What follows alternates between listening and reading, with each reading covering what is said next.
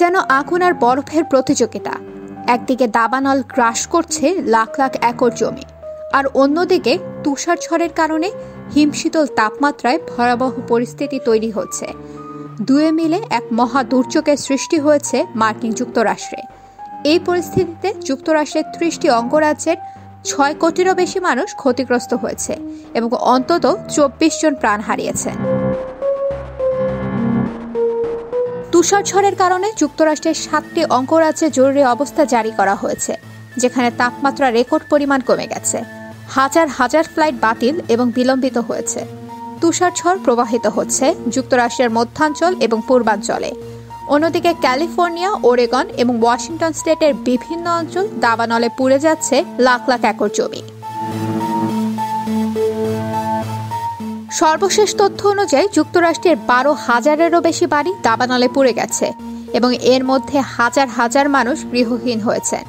তুষার ঝড়ের কারণে ২,০০০-এরও বেশি ফ্লাইট বিলম্বিত হয়েছে এবং অন্তত ১,৫০০ ফ্লাইট বাতিল করা হয়েছে।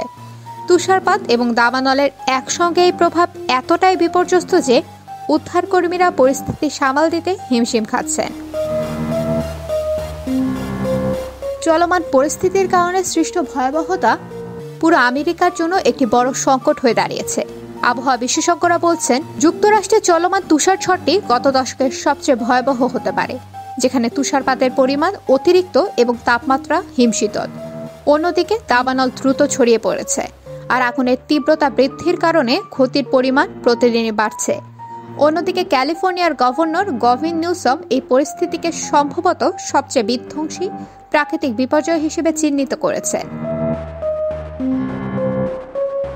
এমন বিপজ্জনক পরিস্থিতি মোকাবেলায় কর্তৃপক্ষ উচ্চ সতর্কতা জারি করেছে।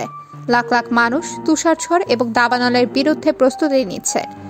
তবে দুইটি বিপর্যয়ের সম্মিলিত আক্রমণ সকলের জন্য কঠিন পরিস্থিতি সৃষ্টি করেছে।